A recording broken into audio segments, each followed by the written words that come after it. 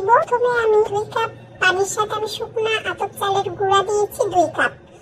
2 cup পানি 2 cup শুকনা চালের গুঁড়ি দিয়ে 3 মিনিট আমি কুসুম গরম নিতে হবে। আজকে কিন্তু আপনারা এরকম একটা পলিথিন দিয়ে বা হ্যান্ড গ্লাভ দিয়ে কিন্তু আপনারা করে নিতে পারেন।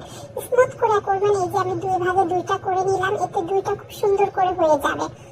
এখন আমি ঢেকে রাখবো। এদিকে আমি একটা প্যানের মধ্যে আমি দিই 1/2 কাপ গুড়ের সাথে দিই একটা নারকেল।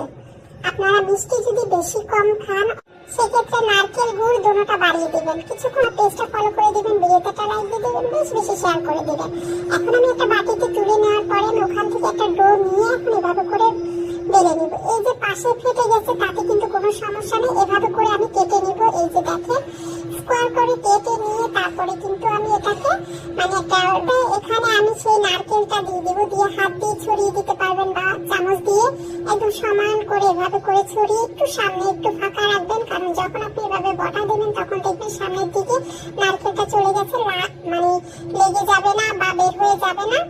তারপরে এটা কিন্তু ভালো করে কিন্তু মুখটা বন্ধ করে চেপে চেপে কিন্তু একটার সাথে একটা লাগিয়ে দিতে হবে। আমার কিন্তু একই নামে ইউটিউব চ্যানেল। তারপর আমি এখন ভিজা একটা কাপড় দিয়ে দিলাম আর গরম পানির উপরে আমি এটাকে ঘড়ি ধরে হয়ে যাবে আমি আসছি। এই যে দেখে ফুলে গেছে।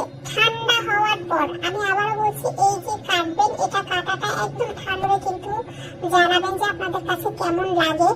ভালো লাগলে ভিডিওতে আবারও লাইক দিয়ে